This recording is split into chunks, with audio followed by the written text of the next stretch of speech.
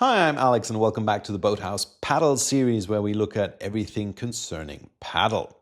Today's topic is localized pricing. So showing your product prices in a currency that's more familiar to your customers.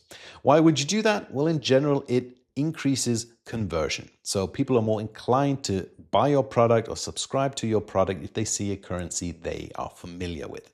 Now, in paddle, there are two ways to do this, a very easy option and a more custom option. The easy option I'll show you first. Head over to your account under business accounts and currencies. Underneath your balance currency, you'll see this automatic currency conversion section where if you hit manage, you can select one or all of the currencies that paddle supports and hit save. And then during checkout, all of your product prices will be automatically converted into a currency that is as close to the customer as possible. Some currencies are not supported, but if there is one, the checkout will be displayed as that local currency.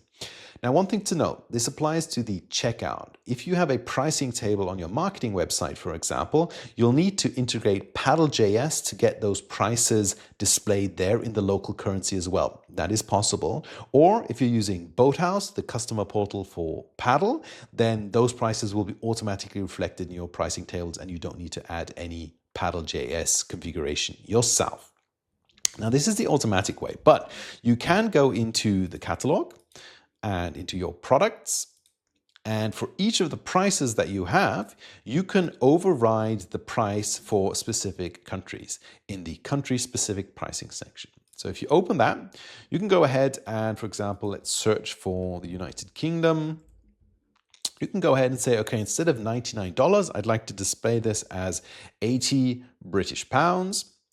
And then save it. And then whenever there is a customer from the UK, they will see the £80 instead of the $99.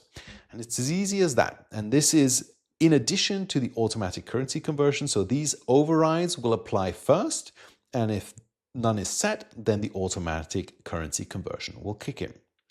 That's all for now. Thanks for watching.